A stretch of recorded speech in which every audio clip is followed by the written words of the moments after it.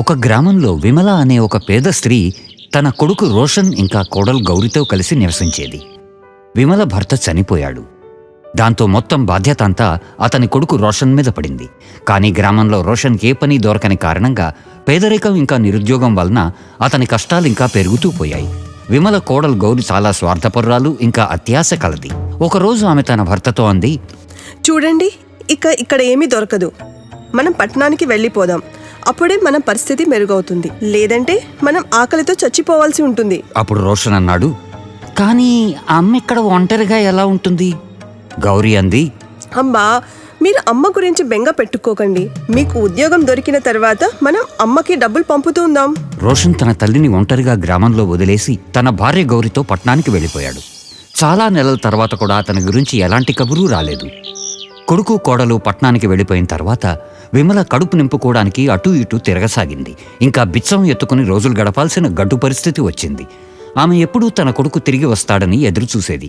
కానీ అతని నుంచి ఓ కబురు రాలేదు, ఇంకా అతని నుంచి డబ్బు రాలేదు.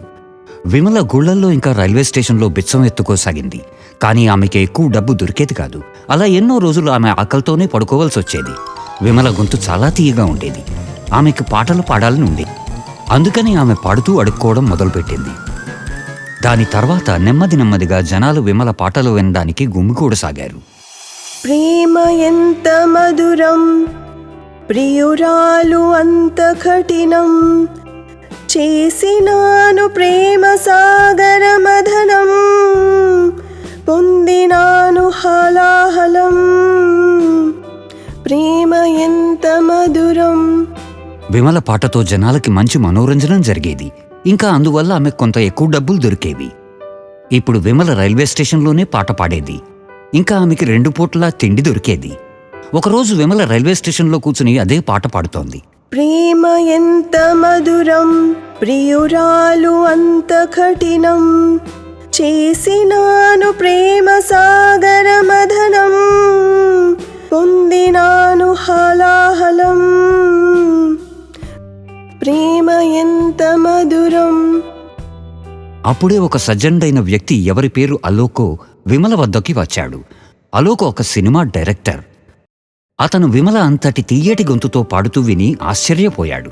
అతను విమల వద్దకి వచ్చి అన్నాడు, అమ్మా, నేను మీ పాటని విన్నాను. మీరు చాలా మధురంగా పాడుతున్నారు. మీరు నా కొత్త సినిమాలో పాడాలని కోరుతున్నాను. నేను మీలాంటి ఒక కొత్త గొంతు కోసం వెతుకుతున్నాను. ఇది విని విమల కళ్ళల్లో నీరు నిండింది.